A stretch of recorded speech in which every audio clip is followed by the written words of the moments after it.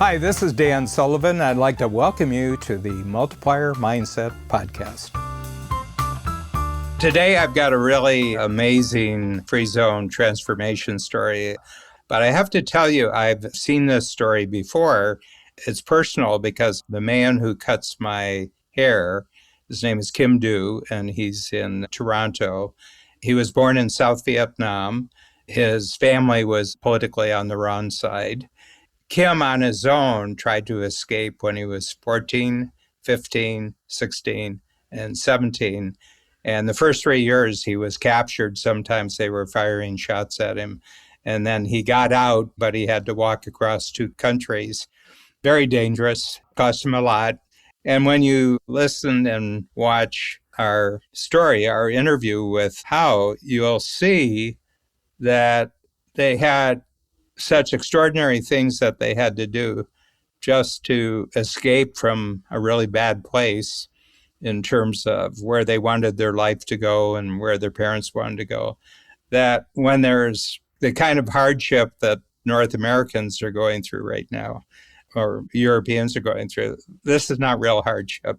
And they've learned how to transform difficulty, and they've learned how to transform obstacles. Because, they arrive with nothing, essentially. They have no reputation. They have no credentials. They have no money. They have no friends. They have no reputation. And it's all got to be created. So I've often thought that entrepreneurs are kind of immigrants, that the closest people to entrepreneurs are people who are immigrants, because you have to leave everything behind and start new. And that's the beautiful thing about Hao's story here. The other thing is that it makes you appreciate what means the most to you, so much so that you can actually create your life out of it. So first of all, my name is Hao Lam. I live in Seattle, Washington. I have 2 companies. I have a franchise company called Best in Class Education Center. We tutor math and English K to 12th grade. Pandemic hit, we had to close in the middle of it because of the thing that I learned because of the pivot. I started another company several months ago. It's called Adaptively Education. It's in a similar field as education, but it's an ed tech company, education technology company. It's a newborn baby. We're super excited about the growth. A little bit of my background, I was born and raised in Vietnam. At the age of 7, North Vietnam took over the South. That is April 30th, 1975. That's the fall of Saigon. I remember vividly. That was the day my father disappeared. So he was in the military, fought alongside with the U.S. Army. So we thought he was dead, but he did not. He was captured. He was one of the POW. Thankfully, he showed up a year later. And first thing he told me, he said, "How you need to leave the country. This is not the place for you to show up." Imagine looking at an 8-year-old and tell him to leave the country. I did not know what that meant.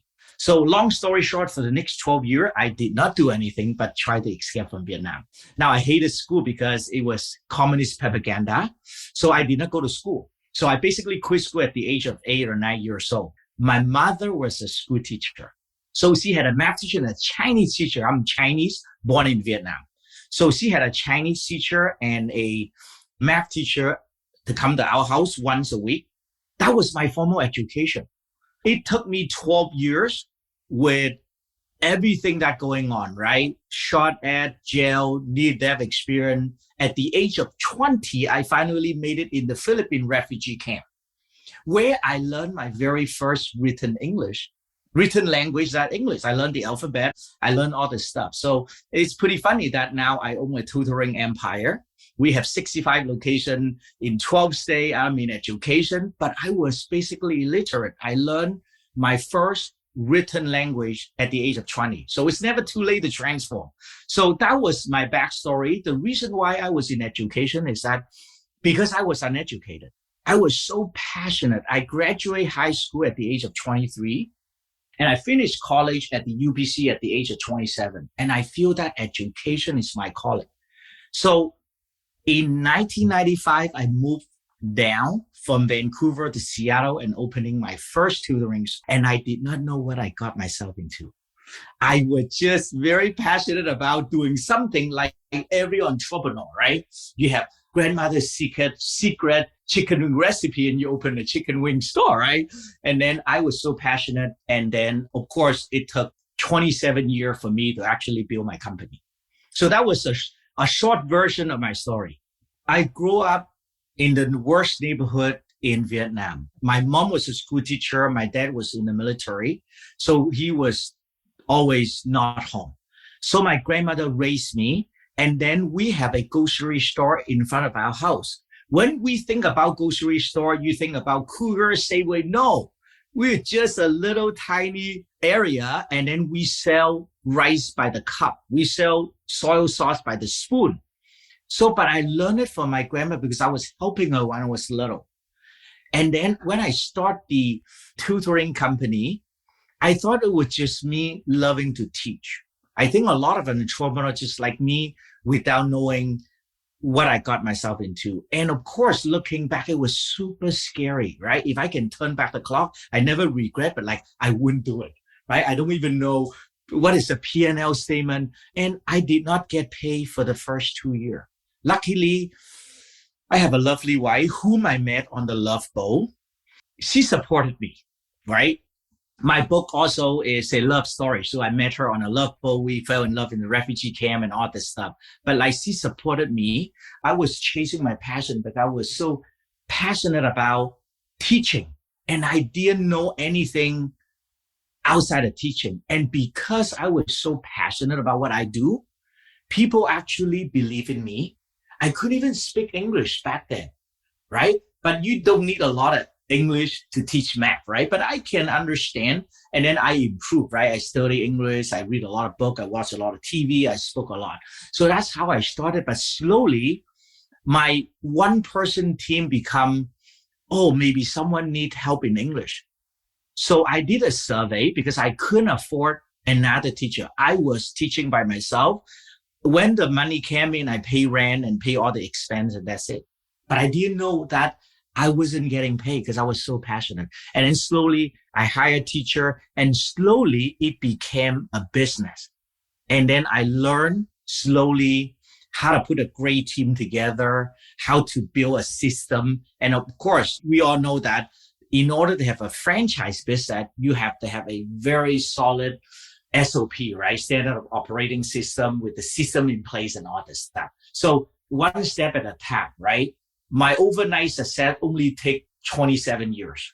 In the middle of the pandemic, like at the end of March and beginning of April, all our location has to be closed due to social distancing. So we were trying to put a learning management system together, the LMS, to help the franchisee work with the parent, with the student without a physical brick and mortar location. And then the light bulb went on. Can we do this without a brick and mortar location? With the technology, the answer is yes. Can we do that without selling franchise? The answer is yes, because I can have a student in Hawaii and my teacher in Montana or even Washington. We still heavily support our franchisee. We have 60 plus locations in 12 states. Some of them already open a day or two. They are still on the new platform, right? They work on a new platform, but we are not selling franchise anymore because with the new technology, with the EdTech company, we are able to knock the borders, knock the territory down, knock down the state, right? Even knock out the country. If someone in Singapore want to learn, we have no problem delivering a similar service. The teacher is US based, with the math and English. So that is my EdTech company. It's coming out of COVID. Without COVID, my EdTech company wouldn't be born. When we build that, we just want to survive. But like, how are we going to scale it so that it thrives? Look at Strategic Code. When I signed up about a year ago, it was in the middle of the pandemic. I'm in EO2 of my former joined Strategic Code. I heard about it, and I still remember my buddy, his name is Dan Roger, right? He's in the program. He said, "How I recommend you to do this." And I was a little hesitant. And then you know what he said? He said, "Okay, I want you to join. 1 year later, if you don't get the value, I'll write you a check. I'll personally write you a check in the amount that you pay Strategic Code," right? Like, I hope that all our customers are like Dan. Dan is a raving fan of Strategic Code, and same am I, right? So anybody want to have a coaching and all that, I highly recommend Strategic Coach too, because I benefit so greatly from the program. Even after 25, 26 years in business, I had multiple mentor. I was in different coaching program and all that. And I am enjoying it. That's why I renew and I learn a lot, right? One tool at a time. There are so many tools in Dan's toolbox that I'm able to pull out and use on a regular basis. One thing that resonates with me the most is taking time off, right? Sujito called it a free day. 25 years in business, I am on 24/7. I don't have a day off. It is around the clock. When I'm with my family, I'm using my cell phone. It was so shameful. But when you were in it, you don't feel it, right? Learning how to allocate a free day is so critical for me, right? When I first joined, like, what is a free day? What is that supposed to mean? Oh, it's one day that you don't do any work, but like spend quality time with your friends and family or even for yourself. So slowly, I start with one free day and then 2 free days, right? Saturday and Sunday. And I'm proud to admit that starting July of this year, I have 3 free days. My team know that I don't work Friday, Saturday, and Sunday. Although they all know that I cheat a little bit, but like I have no work schedule on it. As an entrepreneur, we have so many ideas every single day, right? Like just bouncing it to the team and overwhelming the team. And one of the tools that I learned from Dan is so impactful is that it's called the impact filter, right? Like you probably know that it is just a decision-making tool. So before I ask my team to do something, I actually answer some of the questions. It is worth moving forward. It is important. It is urgent. What is the ROI, right? Once I write everything down, and half of the time I couldn't even convince myself, yeah, bad idea. Let's park it. And then if I pass myself, then I'll forward it to my team. Hey, what do you think of this? And then they made a few more key points, whether they support it now or we're going to park it. It's a good idea, but we don't have the bandwidth. At least we have a healthy conversation. These are some of the examples that I use that I benefit from strategic code. I mean, this is just the top 2 that I use very, very frequently. Not only I use it, I introduce my tool to my leadership team, also introduce my tool to my franchisee, right? I benefit this. Hey, this is what I'm doing, right? Like I highly recommend you to take a look, try it out, see if you like it. Yeah. So I'm spreading the word. 3.5 years ago, I would love to share my story. So I published my own story. It's my lifeline. It is my journey. A street kid, a very, very bad kid, grew up in the worst neighborhood in Vietnam, going through the communist regime, more than 10 escaped, and finally made it to the Philippines, and then went to high school in Canada, finished college, and then start my entrepreneur journey. It is my lifeline. It was published about 3.5 years ago. Of course, I'm planning my second book. That's a continuation of the first story, but it's a true story. It's also a love story. I met this beautiful woman on a love boat. She spoke 4 languages and I wrote none. So she was like above the sea level. I was underneath. So I didn't know how I was able to impress and go after her, but I actually studied very hard. So that was, she motivated me to study. And now we are celebrating our 28th anniversary. So anything is possible, right? If there's a will, there's a way.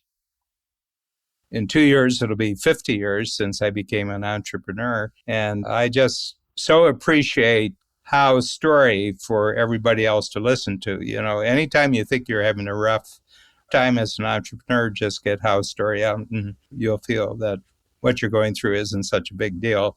And the other thing, just to realize how different his beginning was from yours, but here's a kindred spirit. You know, entrepreneurs are really kindred spirit. Entrepreneurs in one part of the world understand entrepreneurs in another part of the world. Different culture, you understand them. Different language, you understand them. Different profession, you understand them. And so it's just a treat for us to capture this. And he was so willing to share his story with us. So excited that we're able to share his story with you.